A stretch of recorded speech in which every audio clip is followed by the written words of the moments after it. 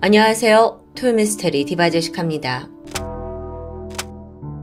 1994년 3월 3일 일본 규슈 지역의 구마모토현 한 주차장에 어딘가 좀 수상한 검은색 비닐봉투가 버려져 있었습니다. 이걸 발견한 환경미화원이 뭐가 들었는지 확인해보고자 안을 살펴보는데 순간 뒷걸음치고 말았죠. 사람의 왼팔이었습니다. 토막난 사체요. 그런데 같은 날 이번엔 규슈 지역의 후쿠오카현 주차장에서 토막난 신체 일부가 발견됩니다. 확인을 해보니 이건 오른팔이에요. 근데 충격적인 뉴스가 끝나지 않죠. 바로 다음 날인 3월 4일에 후쿠오카의 한 쓰레기 처리장에서 광고 전단지에 쌓여있는 왼쪽 손목이 발견되었거든요. 이게 알고 보니까 그 전날 왼팔이 발견된 주차장 아시죠? 거기에서 넘어온 쓰레기였던 거예요. 이어서 JR 구마모토의 물품 보관함에서 복부가 도려내진 사람의 몸통이 있다는 신고가 접수됩니다. 그리고 열흘 뒤인 3월 13일에 구마모토현 아소마치의 어느 별장 근처에서 사람의 왼쪽 다리가 발견되고요. 그렇게 약 열흘 동안 이 지역에서는 정말 뉴스만 틀면 규슈 여기서, 규슈역 저기서 막 토막 사체가 발견되었다는 이 섬뜩한 뉴스가 계속 들려오는 거예요. 사람들은 공포에 떨 수밖에 없었죠. 그리고 발견된 모든 신체 부위는 전부 한 사람의 것이었습니다. 경찰은 이 토막을 다 수거하고 다행히 머지않아 신원까지 파악합니다. 피해자는 후쿠오카 텐진에서 미용사로 일하고 있던 30살의 여성 이와사키 마유미예요. 도대체 누가 그녀를 살해하고 이렇게 잔혹하게 토막을 낸 후에 사체를 막 도시 곳곳에 유기를 한 걸까요? 이 정도면 원한 범죄? 아니면 사이코의 묻지마 살인? 다행스럽게도 결정적인 단서가 있었습니다. 그건 바로 이 마유미의 왼쪽 손목을 감싸고 있던 그 광고 전단지였죠. 이 전단지가 후쿠오카에 있는 다자이후 지역에서만 한정적으로 배포된 게 확인됐어요.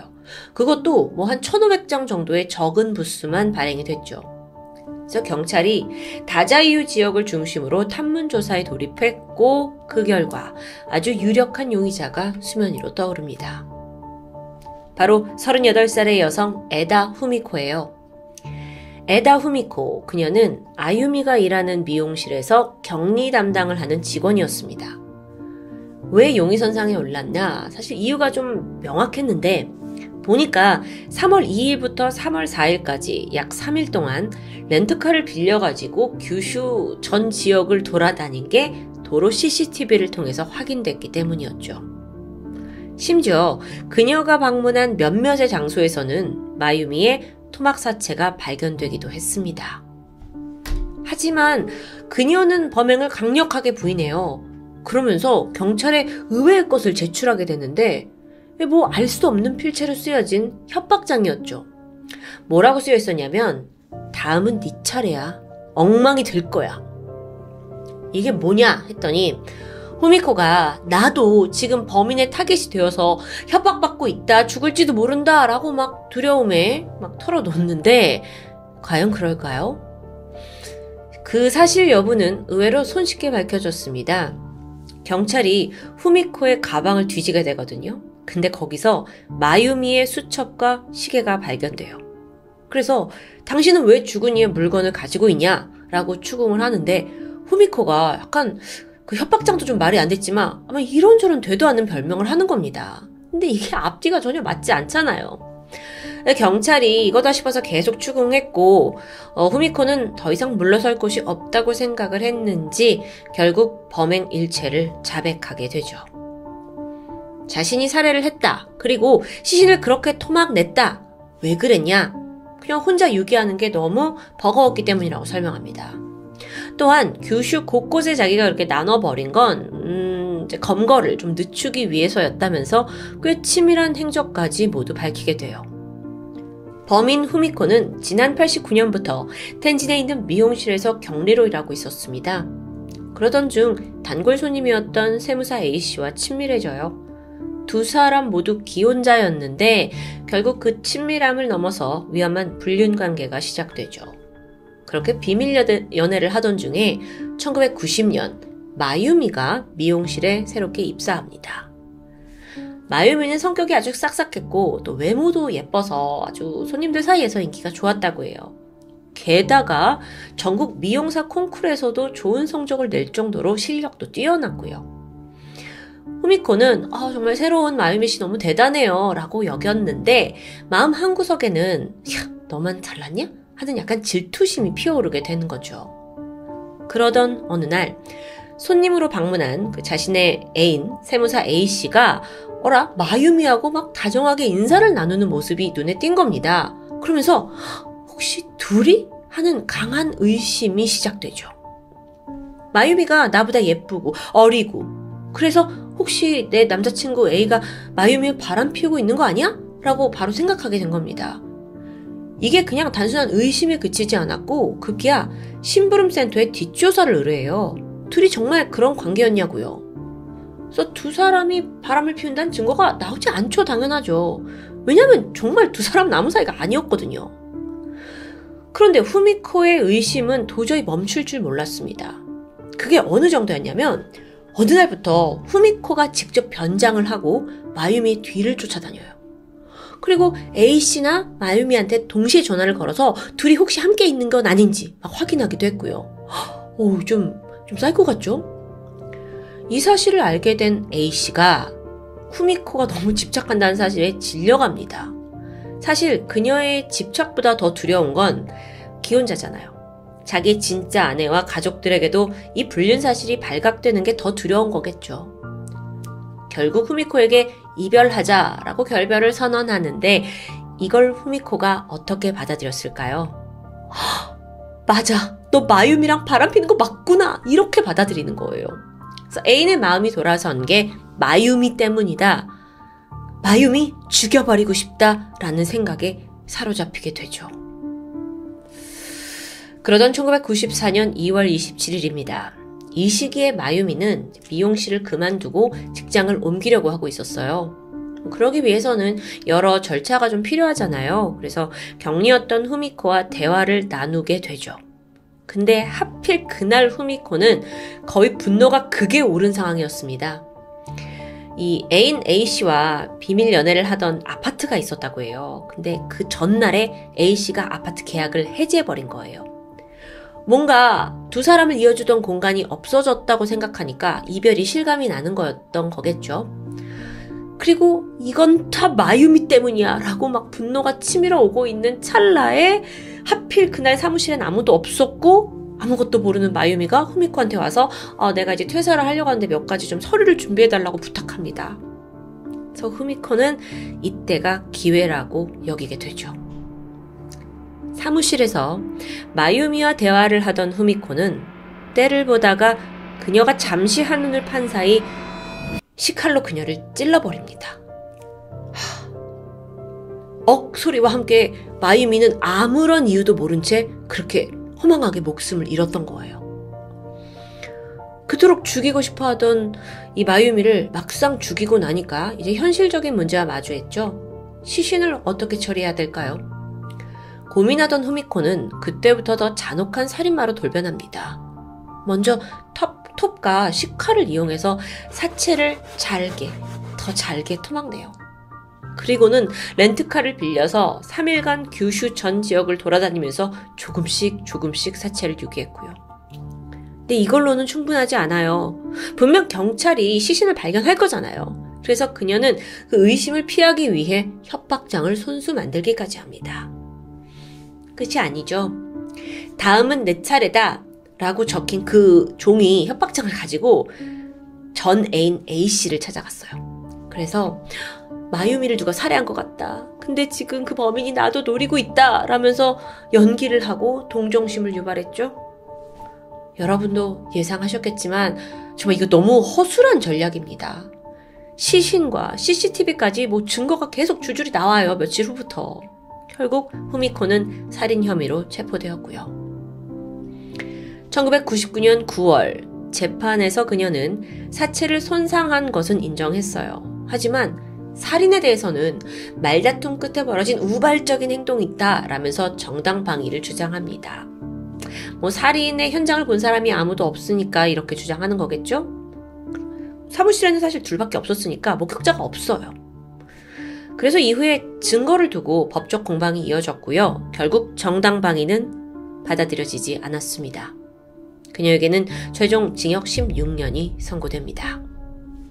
여기까지의 내용이 당시 언론을 통해 보도된 사건의 전말이에요. 그런데 얼마 후에 뜻밖의 루머가 퍼지기 시작했습니다. 마유미 살인사건에 후미코 외에 또 다른 공범이 존재한다는 주장이었어요. 게다가 그 공범이 속한 가족들이 또 연쇄적인 살인을 저지르고 있다는 이야기인데, 여러분 이게 좀 단순한 루머라고 하기에는 그럴듯한 제목까지 붙어 있죠. 이름하여 가문에 흐르는 악의 피. 일본에서는 이거가 되게 유명한 스토리라고 하는데 좀 알아볼까요? 여러분, 지금부터 소개해드릴 이야기는 어디까지나 사실 확인이 되지 않은 관련된 도시 전설입니다. 1990년대 후쿠오카에는 아주 유명한 외과 병원이 있었습니다. 이 병원 원장에게는 자녀가 3명 있어요. 첫째 아들은 의사가 돼서 가업을 계승했고, 둘째 딸은 교사가 돼서 착실하게 살아갑니다. 그런데 막내 아들 P씨, 이 P씨는 굉장히 무절제하고 방탕해요. 아버지 병원에서 잠시 일을 하긴 했지만 얼마 못 가서 그만뒀고요. 결국 병원 근처에서 꽃집을 열게 되죠. 일본에서는 꽃집을 운영하는 남자라는 말이 동성애자를 의미한다고 하는데 실제로 그는 이 스토리에서 동성애 성향을 가지고 있었다고 합니다. P씨가 한 남자와 사랑에 빠지게 되죠. 그게 누구였냐? 바로 마유미와 후미코가 일하던 미용실의 원장이었다는 겁니다. 게다가 알고 보니 마유미와 후미코의 관계 역시 실제로는 이 두 사람이 동성애 연인 관계였다는 주장. 그러던 중에 이 다성소수자잖아요. 그런 어떤 공통점을 계기로 후미코와 P씨가 유난히 친해지게 됩니다. 남들에게 뭔가 쉽게 말하지 못할 고민을 서로 의지하면서 나눴던 거예요. 그러면서 가까워졌죠? 하지만 얼마 후에 이 네 사람의 관계를 송두리째 흔들어 놓는 사건이 발생해요. 마유미가 임신을 한 거죠. 에? 어떻게 임신을 하냐? 동성 애인이 있는데 상대가 누구였냐면 그 미용실의 원장이자 P씨의 연인, 그 사람이요. 그러니까 이걸 알게 된 후미코와 P씨는 완전히 분노했고 충격에 휩싸입니다. 그리고 참다 못한 후미코가 마유미와 언쟁을 벌이다가 그녀를 살해하고 말아요. 배신감을 느낀 건 P씨 역시 마찬가지였죠. 그는 이 후미코의 심정과 범죄를 충분히 이해했고 그래서 살인을 한 후에 토막 처리까지 돕게 됩니다. 두 사람이 함께 마유미의 사체를 절단했고 이걸 각각 나눠서 규슈 각지에 유기하기로 해요. 한 가지 덧붙이자면 앞서 제가 설명을 드렸는데 사체가 발견됐을 때 복부가 도려내진 후였다. 그리고 사람의 가슴과 허리 부위만 발견되었다. 이런 내용들이 있었잖아요. 이 복부라는 단어로 좀 애둘러서 신문에선 표현했지만 실제로는 자궁이 도려내져 있었다고 해요. 이게 어떤 거냐면 다른 사람의 아이를 임신한 마유미에 대한 후미코의 분노에서 나온 행동이라고 설명할 수 있는 거죠. 그렇게 후미코와 P씨가 공범이 돼서 시신을 유기하게 돼요. 그런데 체포된 건 유미코뿐이었습니다. P씨는 이제 굉장히 유명한 병원의 아들이잖아요. 그래서 권력으로 체포를 피할 수 있었고 후미코가 체포된 이후에 그는 바로 미국으로 도주했다고 합니다. 근데 후미코 또한 공범이 있었다라는 소리를 전혀 언급하지 않았고요. 세무사 A씨에 대한 이야기만 자기가 지어내서 단독 범행인 것처럼 사건을 꾸며냈다라는 겁니다. 그리고 얼마 지나지 않아 P씨는 미국에서 스스로 목숨을 끊었다고 전해지고요.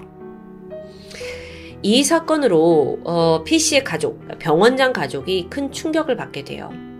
특히나 둘째 딸, 그 교사로 일하던 둘째 딸은 동생의 죽음에서 벗어나질 못하고 결국 고베 지역으로 이사를 가게 되는데 그렇게 남편과 아들을 데리고 고베로 간 지 3년이 지난 시점에 또다시 고베 열도를 뒤흔드는 사건이 벌어집니다.